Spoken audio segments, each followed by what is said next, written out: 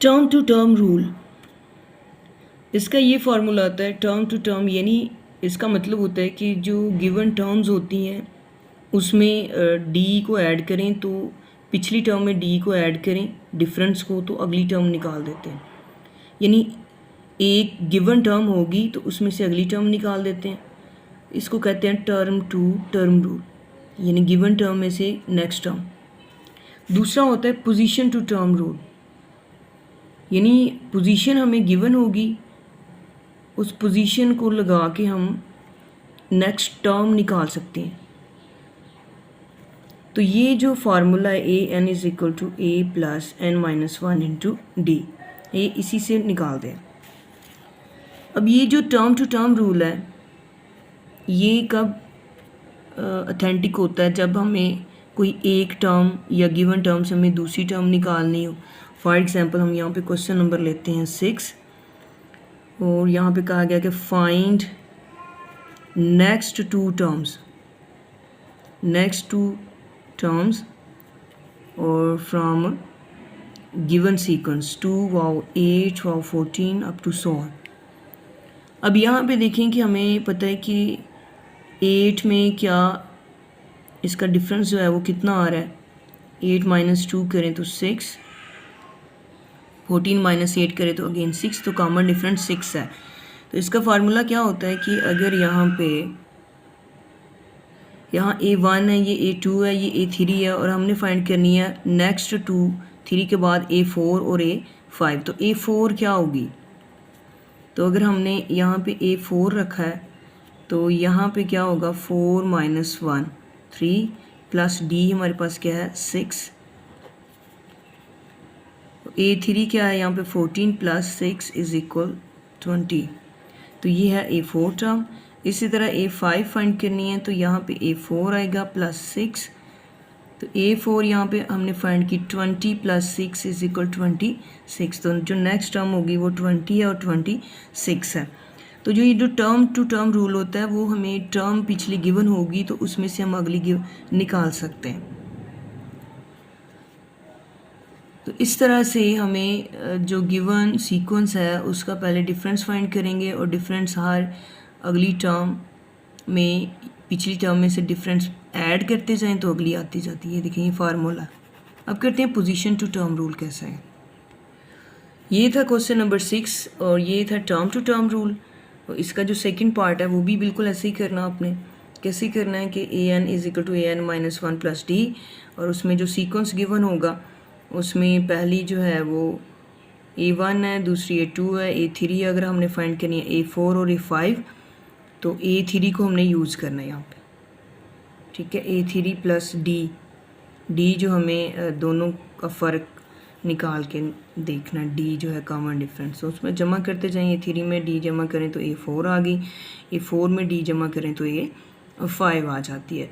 तो अब हम करते हैं क्वेश्चन नंबर 7। ये है question number 7। Find given term A13 by position to term rule, यानी हमने पोजीशन से टर्म निकालनी है। ठीक है, तो यहाँ पे A जो है A1 A2 ये सारे गिवन है, तो फर्स्ट टर्म जो है उसको A1 भी कहते हैं, A भी कहते हैं, वो है 15, और इसका जो D है वो क्या है 21 माइनस 15 करें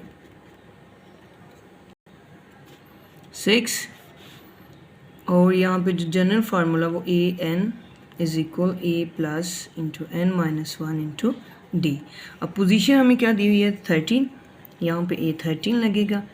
A यहाँ पे कितना है 15 है, प्लस n यहाँ पे 13 है, पोजीशन है, तो n पोजीशन बता रहा है -1, और d यहाँ पे 6 है।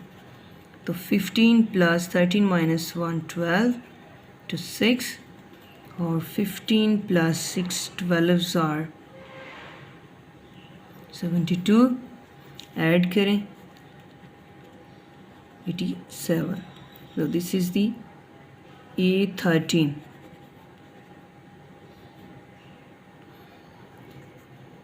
इस तरह से हमें एक सीक्वेंस गिवन है और अगर हमें पोजीशन दी हुई है A13, यानी एक पोजीशन दी हुई है किसी टर्म की, उस पोजीशन से हम वो टर्म निकाल सकते हैं। तो यहाँ पे जो A13 है वो 87 आ रहा है। ये सबसे फास्ट मेथड है किसी भी सीक्वेंस में से उसकी टर्म निकालने के लिए। ये टर्म टू टर्म रूल से ज़्यादा ये फास्ट है, वो स्लो है तो ये फास्ट मेथड है। इसी तरह हमें क्वेश्चन नंबर इसी का सेकंड पार्ट है अगर, तो वो आपने खुद करना है।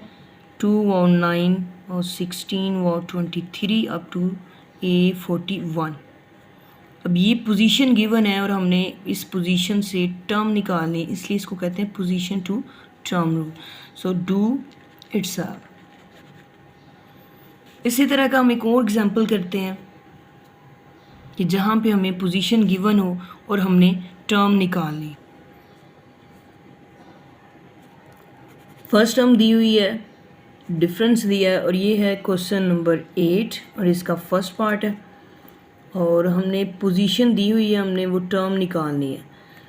तो यहाँ पे again an is equal a plus n-1 into d, ये जनरल फार्मूला है अर्थमेटिक सीक्वेंस का। n की जगह पे हमने 6 लिखना है, a 5 है, n की जगह पे अगेन 6, n हमें पोजीशन बताता है और d यहाँ पे 3 है। 5 प्लस 6 1 माइनस करें 6 में से तो 5 3 5 plus 5 3s are 15 and this is 20। तो ये है A6। इस तरह से हम पोजीशन दी हुई है और हम वो टर्म फाइंड कर सकते हैं।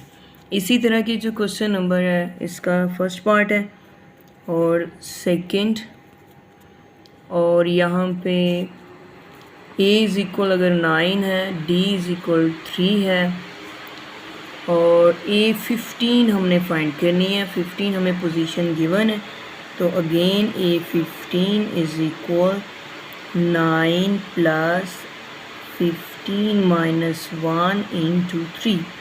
ये मैंने डायरेक्ट अप्लाई कर दिया, फार्मूला हमें पता है ये है a plus n-1 into D और n की जगह पे हमने रखना है यहाँ पे पोजीशन जो दी हुई है 15। यहाँ पे हम देखेंगे 9 प्लस 14 इंटू 3, तो क्या आएगा 9 प्लस 42 और ये कितना आ गया 51।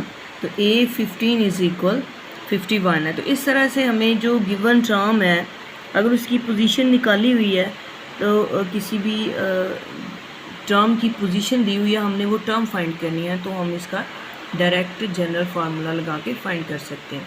पोजीशन टू टर्म रूल भी यही है कि अगर हमें पोजीशन गिवन है तो हमने उस n की जगह पे उसकी पोजीशन गिवन जो है वो पुट करनी है, a और d की वैल्यू रखनी है और हमने वो टर्म फाइंड कर लेनी है।